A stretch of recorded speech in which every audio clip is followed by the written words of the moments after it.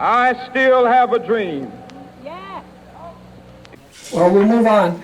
I think some of us were a little surprised Monday or Tuesday, I guess it was, when we opened the paper and they were dedicating a Martin Luther King statue downtown.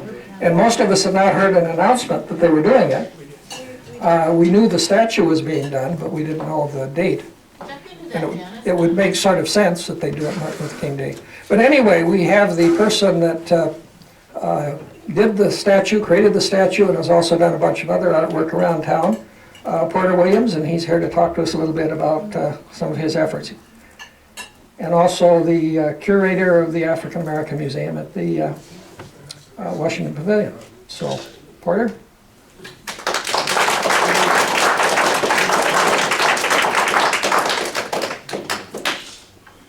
If you need it.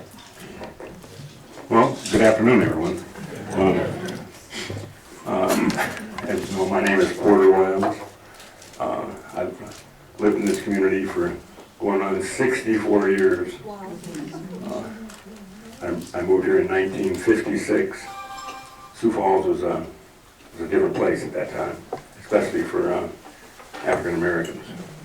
There was a lot of racism, a lot of discrimination, a lot of things that we've evolved and gotten better at over the years. I can remember when I moved to Sioux Falls, black men only had opportunities at, like my stepfather, he was a shoe shine man. My mother, she was domestic, she cleaned houses and did things like that. As all black men in Sioux Falls, either they're shoe shine men or they were cooks and or they were janitors. That was it. And for black women, it was to work cleaning up houses and things like that. But as we moved along,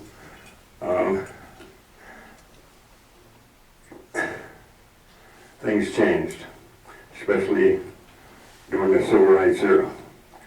I believe that it was an era of time that coming out of I grew up in the Jim Crow era of time, and coming into the Civil Rights era was a different time, and it was difficult, especially here in South Dakota for some reason. It took a lot of effort and a lot of all patience. That's the reason why I'm into Martin Luther King, because I was no Martin Luther King, not in Sioux Falls. I was I'm a Christian, whatever you want to call it. I believe in the higher power, but I really like Malcolm X and his ideology of changing things, and I went about it about the way he did. I didn't turn the other cheek, and I didn't step off the curb. They considered me a bad actor, and I can recall the last time I ever took a beating from my family was from my aunt, because I was downtown Sioux Falls, starting trouble. And the trouble that I started is I went in and sat down at the Woolworths counter, and along with some white friends of mine, and they wouldn't serve me. So I can remember this friend of mine, he was served a Coke and a hamburger, that's all we were going to get. And so I said, what about him? And he goes, we can't serve him. And so they bought the Coke and hamburger out, so he took his Coke and hamburger and shoved it over to me. And he says, I'd like to have a Coke and a hamburger. Okay. So we went back the next day and went in and sat down. They walked up to me and says, how can I help you?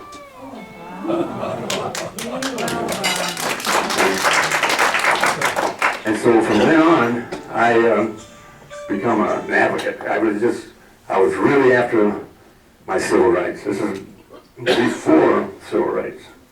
And I used to go where I wanted to go and do what I wanted to do.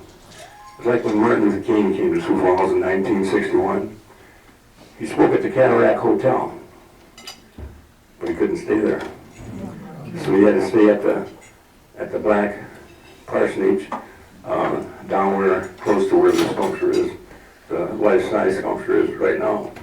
And I didn't really get into that, and I didn't get into, and I was here in '61, but I didn't meet Martin Luther King.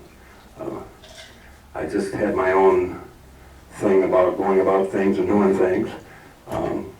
I know I was a little crude, and I could have handled it a little different, but as things turned out today, hey, it is what it is, and Sioux Falls is a better place for it.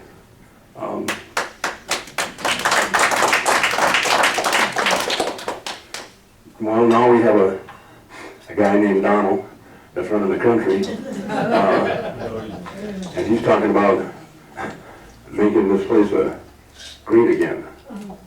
Wow, what part of it is he trying to make great? And when he, as you notice now that I'm wearing a lot of things with Africa on it, and when he called my country the asshole of the country of the world, that really got me back in tune with how far we've come, and to tell you the truth, we've come too far to go back now. There's no turning around. We're just not going to. We're gonna move forward, and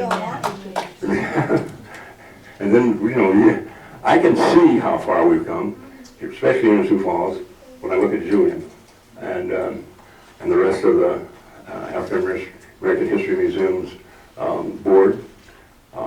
These are well-educated people that will take us into the future. I'm glad I had something to do with it, a little bit to do with it. I look over there, I look at Janet, and I can recall one time when she was city attorney, and they were just, and I really gave the city a bad time, especially with affirmative action. When I first went into the city to get them to do affirmative action, they hadn't paid any attention to it. For almost 15 years, they said they didn't do it, and they weren't going to do it. And so I started some different actions and stuff, and it really forced them to do things.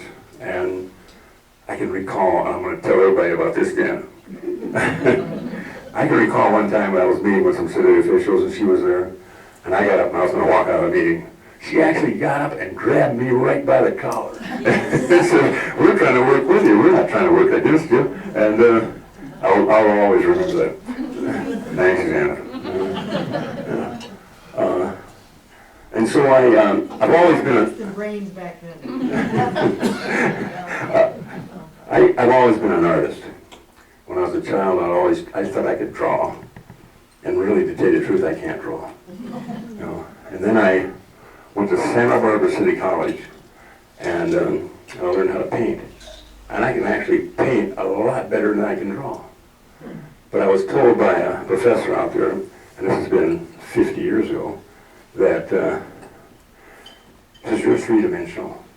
And it was by different projects that I worked on that he could see he could see in me that I couldn't see. I said, "What do you mean three-dimensional?" And in 1989, I had a chance to take a crash course in sculpting, portrait sculpting. I don't know if you people remember Ivy Dalrymple. Well, Dalrymple was the subject that I sculpted. That was my first sculpture. And I can recall when I first started, that was me. That's what I'm here for. That's my calling in life, is to sculpt. I was starting to spend more time sculpting and then trying to tussle with the city. I should have spent a lot of time in that era, and I'd be a lot further along than I am today. But I am happy with where I'm at today. When they unveiled that sculpture of mine at Van Ness Park, it's probably one of the greatest moments of my life. I can't think of anything that's bigger than that. Instead of, well, I will talk about one thing. When Martin Luther King came to Sioux Falls in 1961, that was the year that I'll always remember. That's the year when I first got married. It's the year that my first son was born. Bob Hayes tied the world's record in the 100-yard dash at a Hollywood field. The Minnesota Vikings played my football team at Hollywood Field for the Dallas Cowboys. And the Cowboys beat them. And that was the first preseason football game that the Vikings had ever played. I was the heavyweight Golden Glove champion of South Dakota. That was just a year that I'll always remember, 1961. And that's the year that Martin came to Sioux Falls. So what I'm going to do here is I'm going to take some questions. I'm sure that somebody might have something they'd like to ask me. Janet? I have a question. When Janet grabbed you by the collar and you were the Golden Glove champion, you were frightened of her? Yeah. She was intimidated. She was like, man, what am I going to do?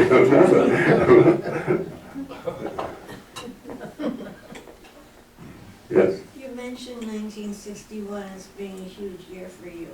And I was wondering if Kennedy's election that year, did that have any effect at all on what was going on here in Sioux Falls? Did that help you? Could you feel a difference after he was elected? Well, I was baptized Catholic.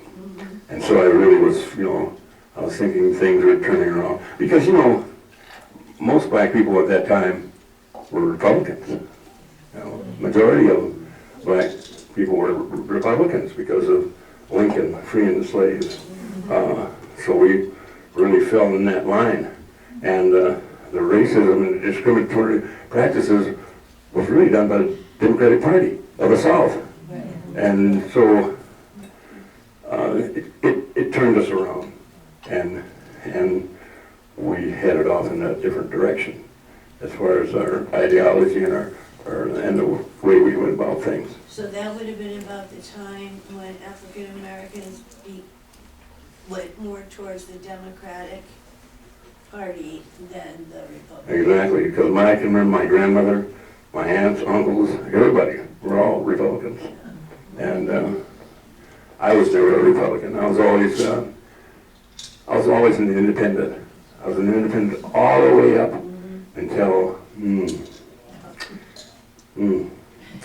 Hillary. Hillary made me go out and re-register as a Democrat. Yes, sir.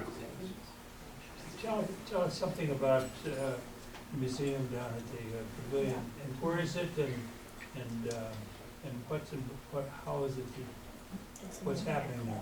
Okay, it's located in the pavilion, downtown Sioux Falls, Old Washington High School. I'll tell you a little story about Washington High School.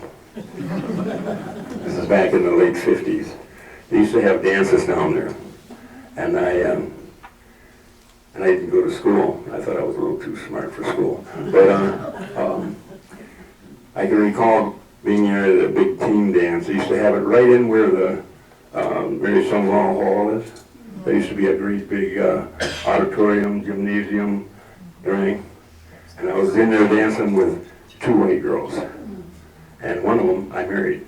But I can recall 3 teachers walking out and grabbing a hold of me and says, "You don't go to school here, you have to leave." And I never went back to that building for 50 years until, what's her name, the last principal of Washington High School? Yeah, Jan Nicolai. Yeah, Jan Nicolai. She moved us from the Multicultural Center, talked us into moving to the pavilion, which was a great move. And I had to give that a lot of thought, to ever go back in that building. But we moved, and it was a good move. It's a good move for the African American History Museum. They charge us an unbelievable amount of rent every year that we really struggle with. That's pitiful. $1 a year. Yeah. And I don't know, have we paid our rent? Okay. Which floor is it on? It's on the first floor. Main floor. Right when you walk into, you know where the Leonardo Cafe is? Yeah. A lot of people just go upstairs, you know, and they never go down that hallway. Well, we're in that hallway. Yes. So we're going to take a civil rights tour to Atlanta, Birmingham, Selma, and Montgomery this fall. Is there anything we should in particular be looking for? It's an organized tour, so I think they'll cover a lot of things. But what would your impressions be, what we should look for on that tour? I really can't answer that question, you know, because there's, every time I think about Birmingham, and I think of all the horror stories and all the things that happened to black people in the South, that it's just unbelievable.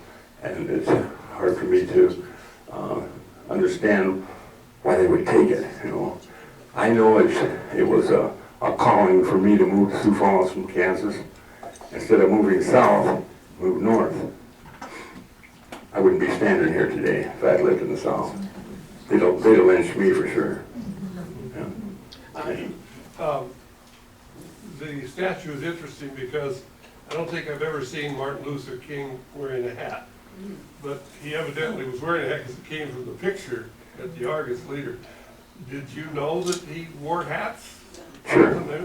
Yeah, he wore, on occasion, he wore hats. I guess I just didn't see it. Everyone in 1961 wore a hat. Until Kennedy took it off. Kennedy didn't wear a hat, and that's where they went. Yeah. Yes, ma'am. How was Martin Luther King received in Sioux Falls when he spoke? And were there lots of, were the African American public well received in gathering to meet him, or was it considered threatening to the community? You know, you have a point there. He was received threatening to the community. I thought so. Especially, and there was a lot of black people that didn't, they kind of, you know, stayed away because of the ideology that was in Sioux Falls at that time. Can you tell a little bit about how much time it took to come up with the statue and why that particular pose and The process. and that kind of thing? And the process, okay. I must have worked on this for a little bit, and then I'd put it away, and I'd work on something else, and then I'd go back to it, and I would think about it, and I would go back to it. I must have played around with this for a year or more. I can recall one day I was doing an art show deal down at a church, and the current mayor was there, and I was working on this particular piece, and I gave him one of the pamphlets when he came to Sioux Falls, and I mentioned to him, I said, I'd sure like to do a life-size, thinking, you know, I'll just throw it out there. It's not going to happen anyway. I'd like to do a life-size sculpture of Martin Luther King and put him in the park, Van Ness Park, where it's really close to where the St. John's Baptist Church was at, and the parsonage was next door. He looked at me and said, let's make it happen. And he did. He did make it happen. Finger in.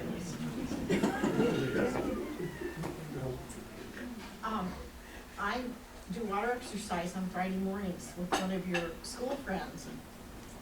And she said, man, he was a rebel. Who's the school friend? That's one of his friends. Okay. Yeah, I was a rebel. There's no question about that. Yes. Proud of it. Where's your studio? Well, I live here in town now. I lived out in the country by Valley Springs for, I don't know, 26, 7 years in an old train depot that we moved from Del Rapids out and redid the whole thing and made a home out of it. But we sold that here about 5, 6 years ago. I moved here in town into a all 4-bedroom house, and one of the bedrooms is my studio. Yes. What sort of connection do you have with the larger art community in Sioux Falls, or would you even consider there to be an art community? And where do you feel that art has? Do you feel that art has the potential to bring different communities together towards better connections?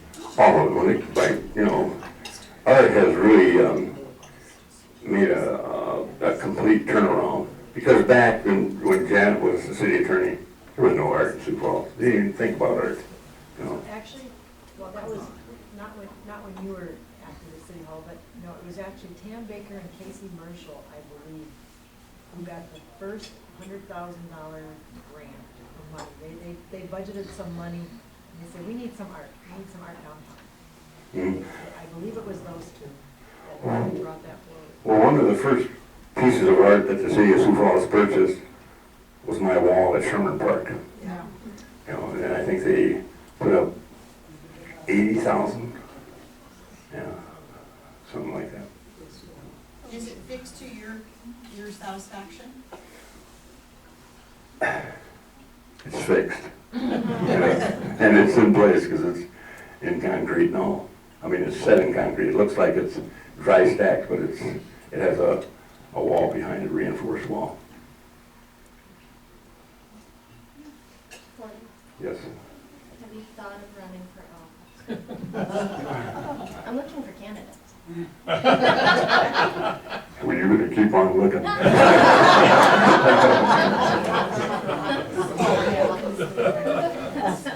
What district is it? Porter. Yes. I just want to tell everybody here, I met you 30 years ago this August. You were doing stonework. You were doing dry stack stonework. You did the first natural looking ponds in Sioux Falls. And you started pretty much that whole quartzite process being used for all of these walls and ponds, parks. He took an art form that's several thousand years old and brought it to Sioux Falls. And he taught me how to build stone walls. And I've watched him, I've picked stones with him in the quarry. This man could do anything artistic with a stone, and he introduced me to many of his bronzes in his studios that he's had. And he has a series of wax figures, heads, like Martin here, that are still in wax. They need to be bronzed. And we're so fortunate here in town to have a place that can actually do this work. And you need to go to the museum and see what he has done. And then we need to find ways to make sure that his waxes get made into bronzes so they could complete that museum. And I then had the honor through all of this, don't mean to take over, but I had the honor a couple of years ago to be introduced to a man that I'd never heard of before, and that was Cleveland Abbott. And that was through this man right here. He kept telling me about this amazing man that did these things, and so he introduced me to Cleveland Abbott. And I've now been researching one of the most amazing individuals I've ever been able to read about. And he was a black man from South Dakota that went on to do amazing things. So when you go to the south and you're driving, you'll drive from Atlanta over into Alabama, and you'll go through Tuskegee, and he's one of those people that made Tuskegee what it is. And this man introduced me to him, and I want to thank him.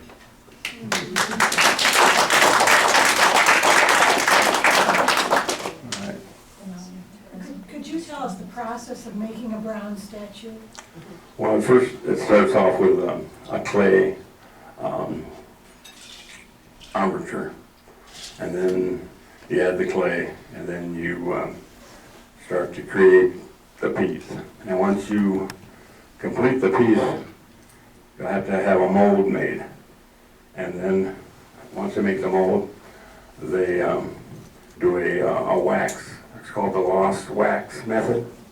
And they pull the wax, and then they put a shell over the wax, melt the wax out, and bring the bronze up to from anywhere from 1,800 to 2,000 degrees, and pour the metal in, and it replaces the wax, and it comes out the way that the clay originally started.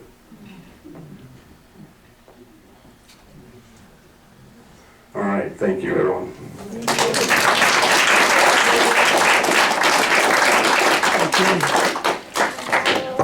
We face the difficulties of today and tomorrow. I still have a dream. It is a dream deeply rooted in the American dream. I have a dream that one day this nation will rise up and live out the true meaning of its creed. We hold these truths to be self-evident, that all men are created equal.